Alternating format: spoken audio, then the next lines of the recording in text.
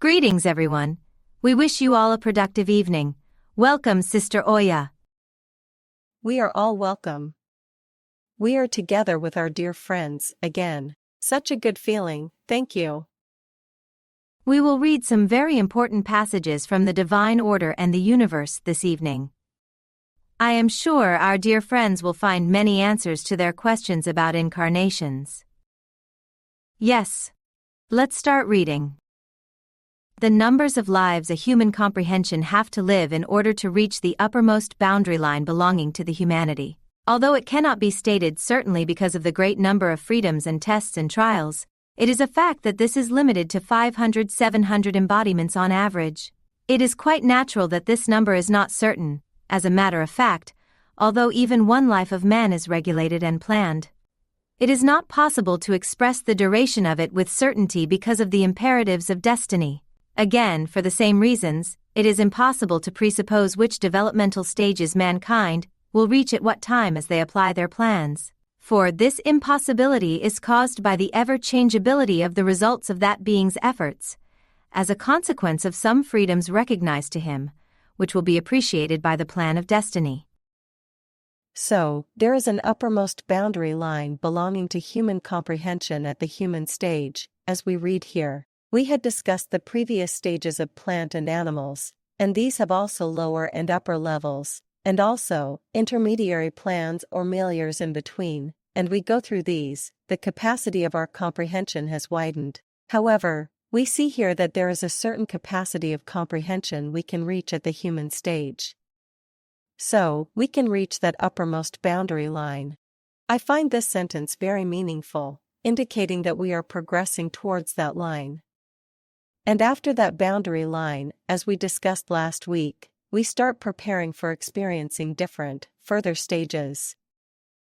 After reading this passage, we may revise what we mean by freedom, not in the social sense, but as human beings in the human stage.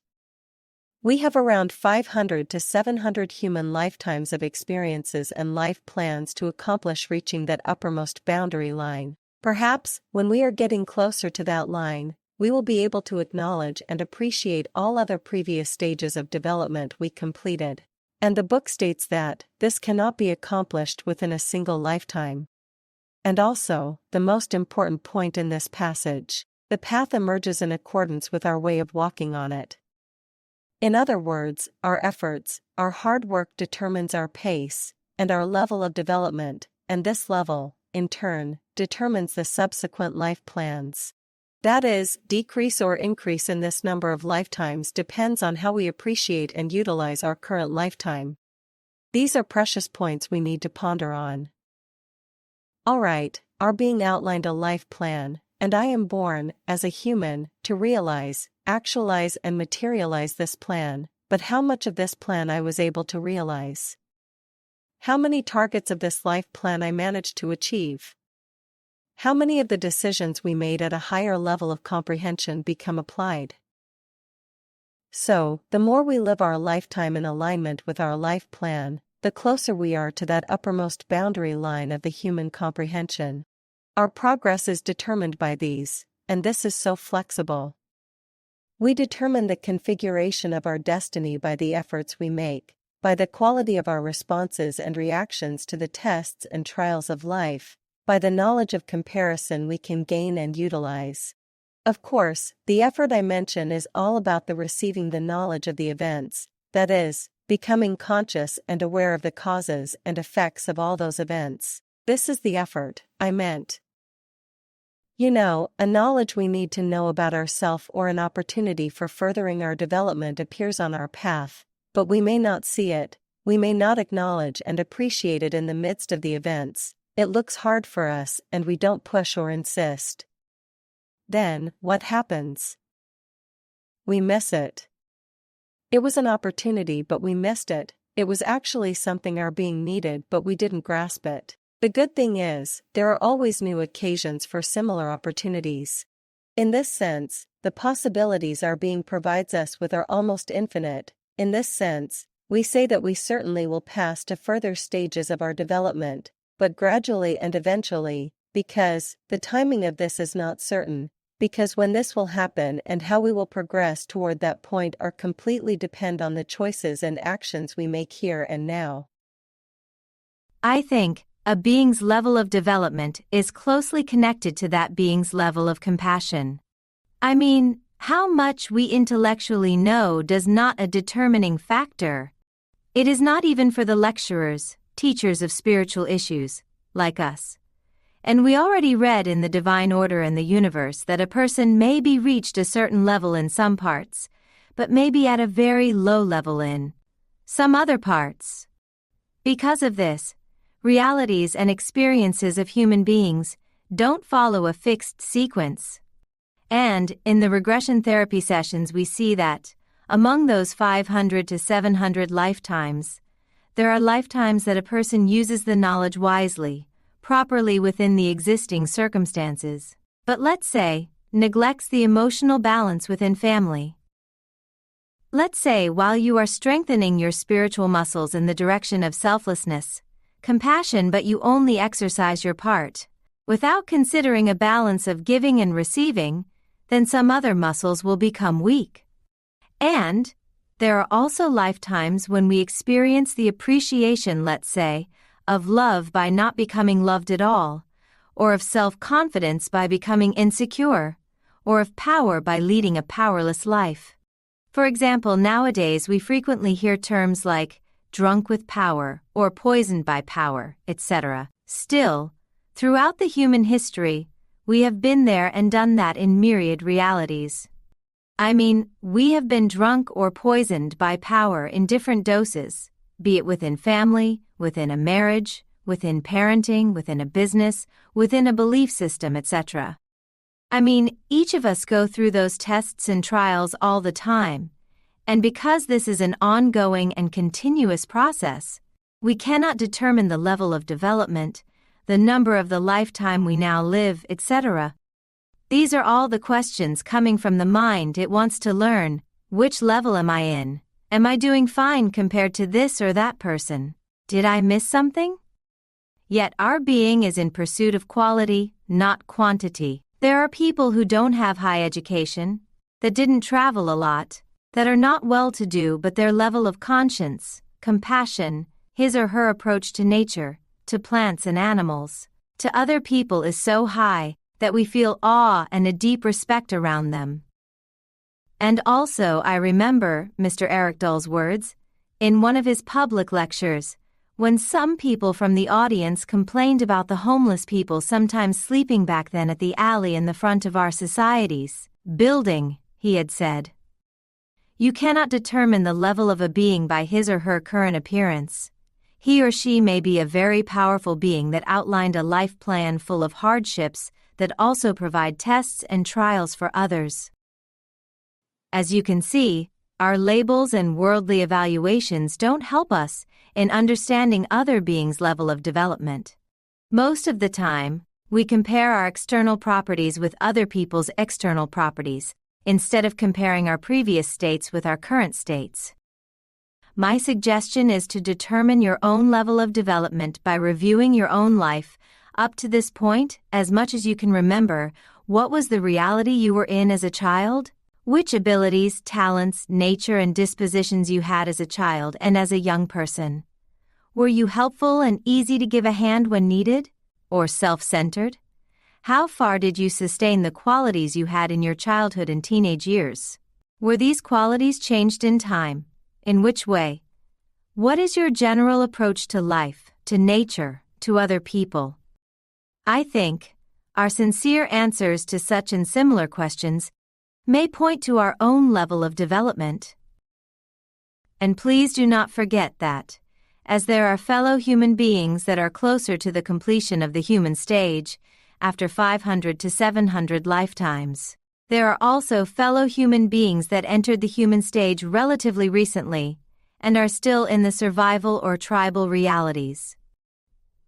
That is why we can observe myriad active realities in this world. And because of the automatic or basic learning processes for newcomers will continue for a while, as the whole family of humanity, as though we are in accelerated learning classes. I see many questions the flexibility of life plans. Of course, not each human of the 8 billion living in the world has the same degree of flexibility in their life plans. For example, in our previous videos, we had discussed the connection between the individual plan of a person and the communal plan that person lives in. For some persons, their life plans are very detailed, outlined in a way to bring out some certain chain of events in their individual and communal plans. But for some other persons' life plans are not so detailed, as though they will travel but their destination or itinerary are not determined, they plan as they go. But for other persons, details of such a travel is arranged down to the minute details. Some people travel with an almost empty backpack, some people have to pay for extra baggage. In short, the spectrum of the needs outlined in life plans of beings are innumerable. And, as dear Sister Oya nicely expressed, the needs of every being are met in this or that way. This is the most important point.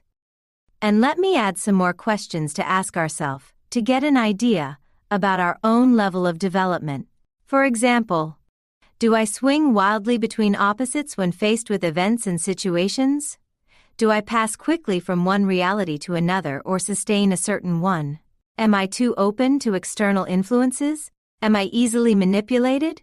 Do my emotions drag me to opposites? Yes, you can multiply such questions, and as you try to observe your inner world, to see if you are centered or not, then you can understand more clearly that our being's measurement of development is not about quantity. It is all about quality of our efforts in the direction of widening our comprehension and developing our conscience. Yes, we must be concerned with the level of our own development, not of others. And, if the conscientious actions and choices we make today, even at this moment, will determine the destiny of our near and far future, then we must be responsible human beings, taking this fact into consideration at every possible moment. And this lifetime we have, this incarnation is the most precious one. We are here, in this body and in the midst of experiences this lifetime entails. We don't know what number this lifetime is. No one knows. Yes, we had many previous lifetimes, we had many experiences. In the regression therapy training, I didn't count the lifetimes I was regressed to, or who was I in those lifetimes, when was the time period, etc. Because this was not our concern was to understand the main structure of those past lifetimes' personalities and transform the effects of the unfinished business and unprocessed emotions of those lifetimes over our current lifetime. For me, that regression therapy training was something I encountered on my path, and I appreciated it. Indeed, we need to appreciate and utilize whatever we encounter on our paths for our further development. Yes, another question to add your list, dear Tülin. Do we do our tasks and chores with love, with compassion, with sincerity? I mean, all kinds of tasks and chores you can think of. These are the things that will further our development. Well, there are some questions regarding multiple lifetimes, such as, do these 500 to 700 lifetimes mean 500 to 700 different bodies, like changing dresses? Or one body, one dress that is worn inside out each lifetime?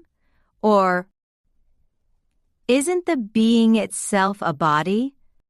Well, the being sends influences to build a body in the hydrogen cosmos. The being does not enter or exit a physical body. The being only sends a major part of its energy and concentration to build up a magnetic field, and this magnetic field forms and shapes the physical body.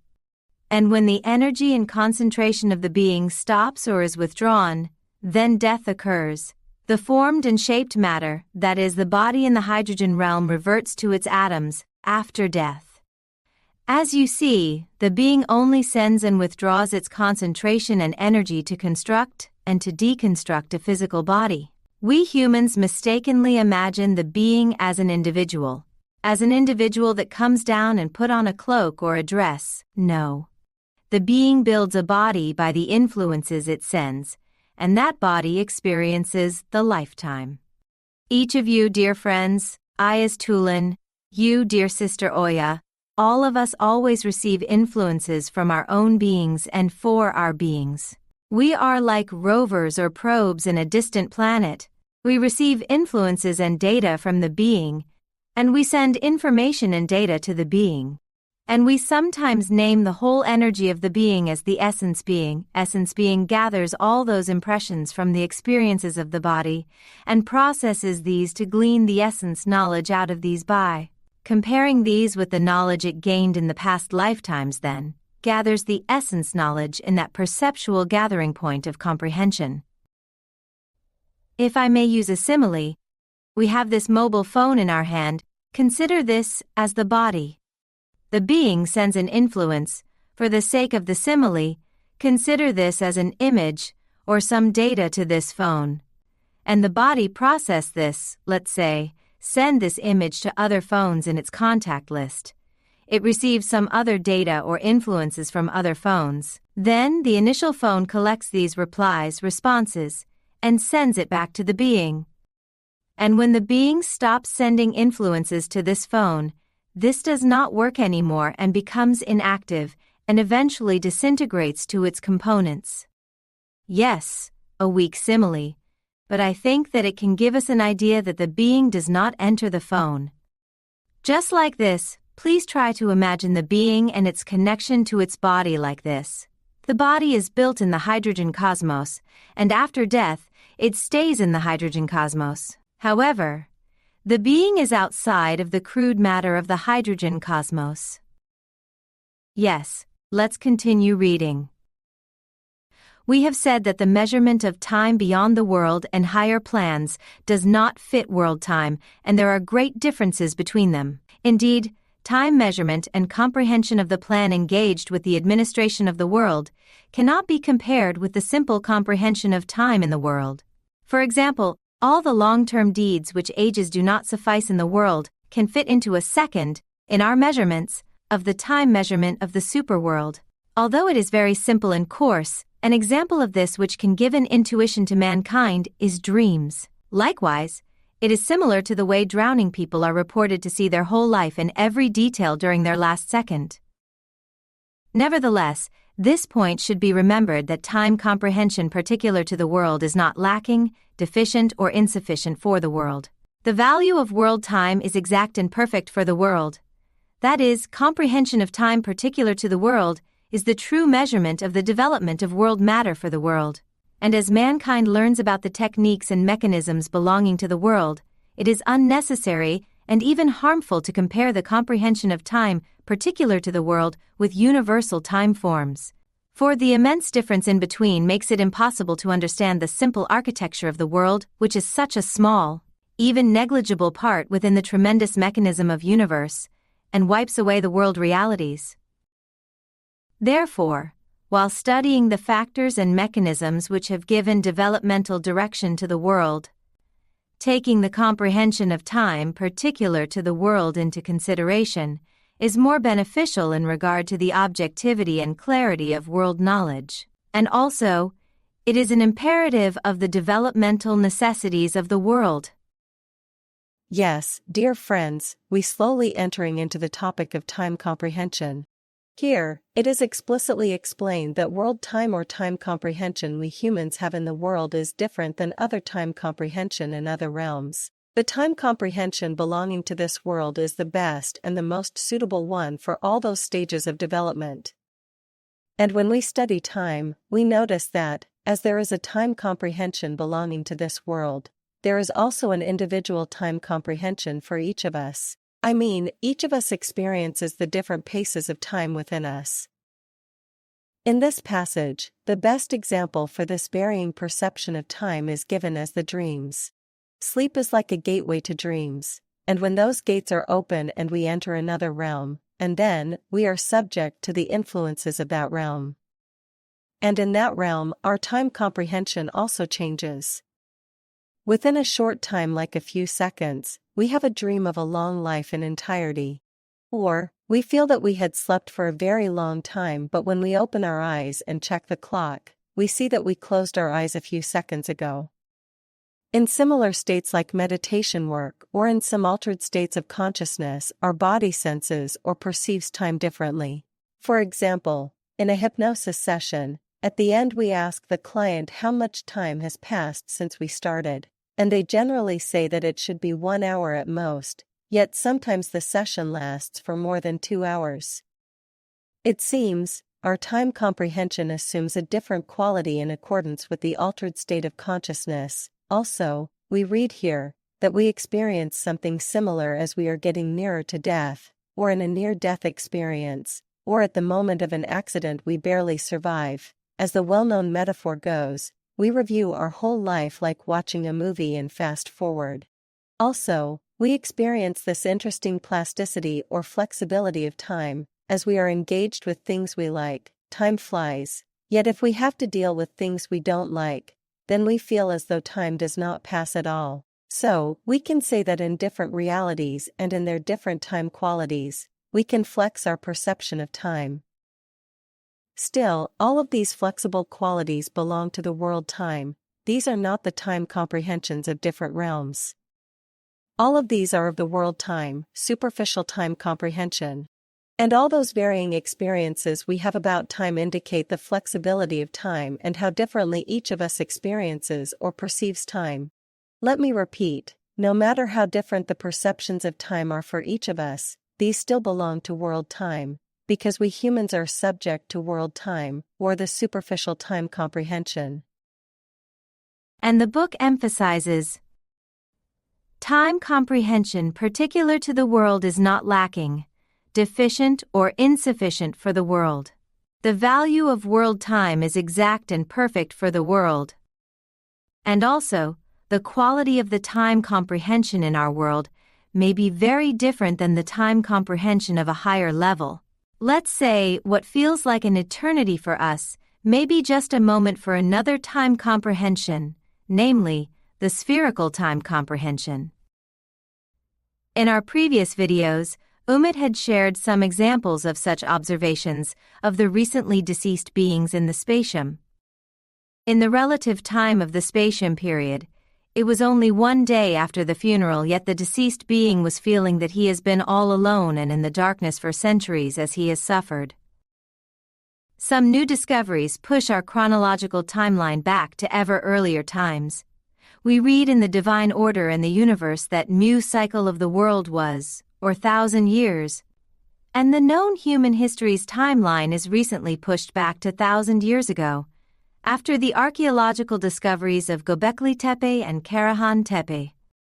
If we assume that humankind spent a major part of the earlier period of this current world cycle for the survival and the development of the human brain starting from the reptile brain, then the mammal brain, and only recently, to the frontal cortex.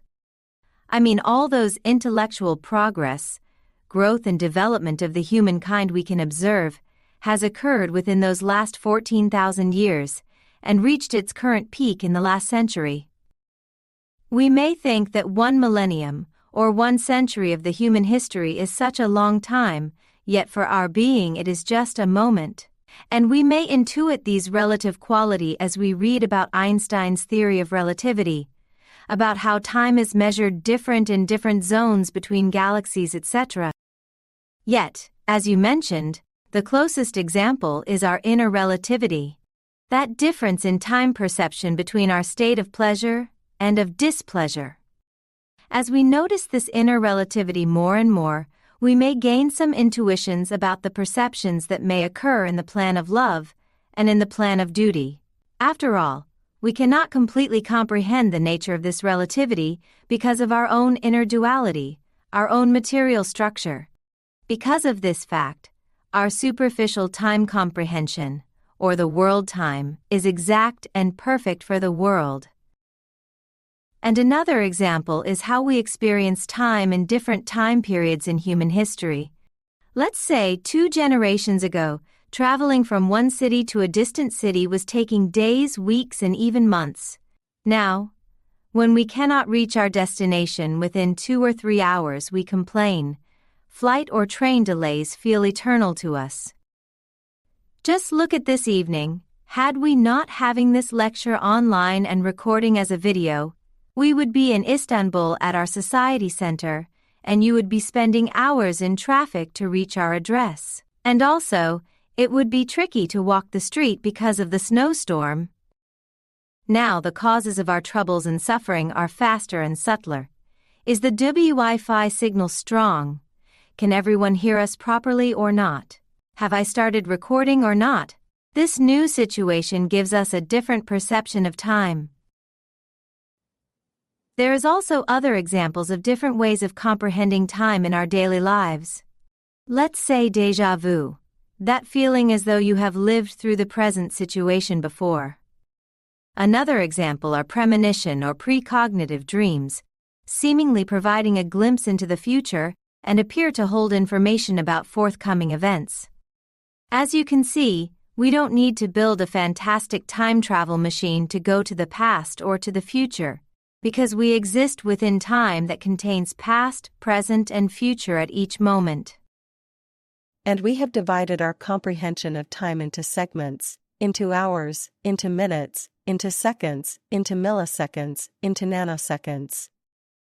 For example, 1998 in a slalom race, the time differences between the winners of the gold, silver, and bronze medal were in milliseconds. Practically, 3 of them should got the gold medal. Yet, when it comes to time as a measurement, the process of hair splitting gets ever finer. And this is rather a new invention of humanity, measuring time in various ways and arranging daily life around such constructs. For example, we don't eat when we are really hungry, but we eat when it is time for breakfast, lunch, or supper. And this arrangement is sometimes limiting us. Yes, it may be a good thing to live in accordance a timetable, yet this outer timetable may not be in sync with our inner time perception. And all those examples have myriad nuances, each one gives us different experiences that are full of different sensations, perceptions, emotions, and thoughts. In this sense, we begin to perceive time intuitively, we learn that time expands, time contracts, time slips, etc. In short, we live within time and by time, and they say that in vacation, people forget about time, but I don't think so. Even in our most relaxed state, time is still essential for us. Yes, as you said, we, as the humanity in this world, created a system of time and designated specific segments, and named these as breakfast time, lunchtime, dinner time, 5 o'clock tea, happy hour, etc. And somehow, we have become the prisoners of our own construct of time. Exactly. That is why, as I was getting prepared for this evening's topics, I thought to myself that if we can brainstorm about the possibility of an experiment of getting out of time construct, I questioned myself if this could be a possibility, even if as a thought experiment. Your example about this slalom race results reminded me all those efforts the athletes made for a small fraction of time by practicing and exercising for years, just to run meters under seconds, later under seconds, later 7 or 6 seconds. Imagine the time spent until an athlete reaches that ability and agility. And this makes me think, another example. We see a human being. That person looks like he or she spent all the effort and deeds that needed within a short period of time and left this world, yet we don't know how many lifetimes of preparation were made before that being is incarnated into that lifetime. This may be a reply to the questions our dear friends frequently ask, like, some people have a good life, but some people suffer until their last breath. Why is that? We understand that, be it happiness and ease or suffering and disease, there is great preparation at the background of all life plans. This is why we emphasize the importance of the realities we live in and live by. Because we attract life event in accordance with our realities, and those events we attract to our life happen as chain reactions. Yes. Let's continue reading. It should always be remembered that widening of the concepts of time advances head-to-head with the development of comprehension. That is, establishment of the high comprehension of time becomes possible by going beyond certain stages of development. In higher realms, there are states of time which address the comprehensions of those realms. One of the significant qualities of time suitable to world comprehension is the imperative of its limitation with a beginning point and an ending point. That is, despite the ideas of infinity which are sometimes talked about in world life, world comprehension needs relativities of beginning and ending points in its cultivation and evolution through applications. And this need is suitable also to the time form which is valid in the world and addresses world comprehension. Therefore, every reality's beginning at a certain point and ending at a certain point is a time expression which is only valid in the world and molded into the world comprehension. With this knowledge, what we intend to mean is, actually, such beginning and ending states do not exist. Occurrences and advances of all realms flux uninterrupted, continuously towards the purposes determined by the necessities. These fluxes become only a ground for manifestation in accordance with the comprehension of the stages they go through, and with time measurements valued by these comprehensions. That is, conceptions of time such as those that have started here and will end there or have ended, are based only on the measurements molded according to the world comprehension. For higher comprehensions, the meaning of such beginnings and endings do not carry the value mankind think of. They contain completely different meanings regarding the possibilities of the time of high comprehension. Therefore, it is impossible to understand the events of the higher realms with world comprehension. World time measurement, which is abundantly sufficient for world realities, is very simple compared to the comprehensions of time in the higher realms. Because of this, realities bonded by world time remain in a quite barren state, relative to the truths in the higher realms. The first passage actually describes the following passage. We read that the way we perceive time we live in is different than the way time is comprehended in the higher realms, and the reason is, widening of the concepts of time advances head-to-head with the development of comprehension. It is impossible for us humans to understand the events of the higher realms with the world comprehension, and consequently, with world time.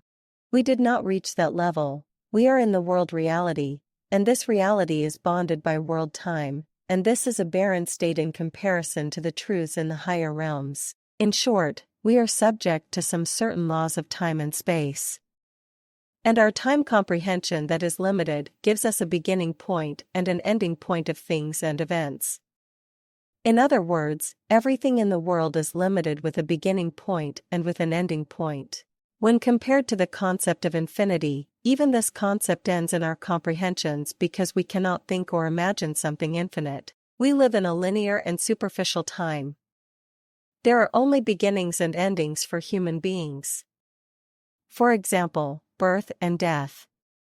Start and stop.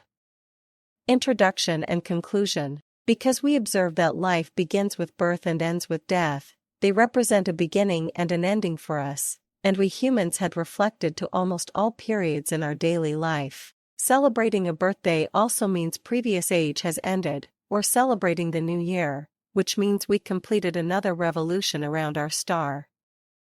And when we reminiscence about the past, we remember events either with their beginning points or their ending points. We mark them with dates, years, ages, millennia. We feel that things and events must have a beginning and an ending.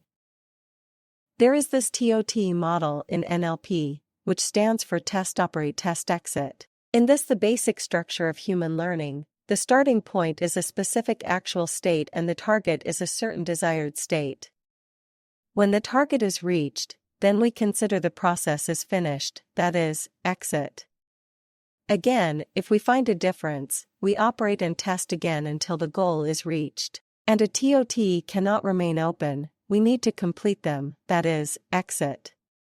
It must be completed at a given time frame so we can begin a new process. This is how we operate in the world, due to our world comprehension. However, when we look at things with the comprehension of the higher realms, of course, I am talking figuratively, because we cannot look at things from that perspective, but intuitively we know that this is a much wider perspective. And the most important factor in such a wider perspective is the comprehension of our being. In that wider perspective and comprehension of our being, we can evaluate and appreciate the knowledge we accumulated throughout all those past lifetimes, and we can easily observe and detect our true needs in that level of our being. So, time is expanded there, and consequently, concepts like beginnings and endings, as we know, have no meaning there. Yet, our time comprehension is limited here in this world, and I think this is an inevitable component of having a body.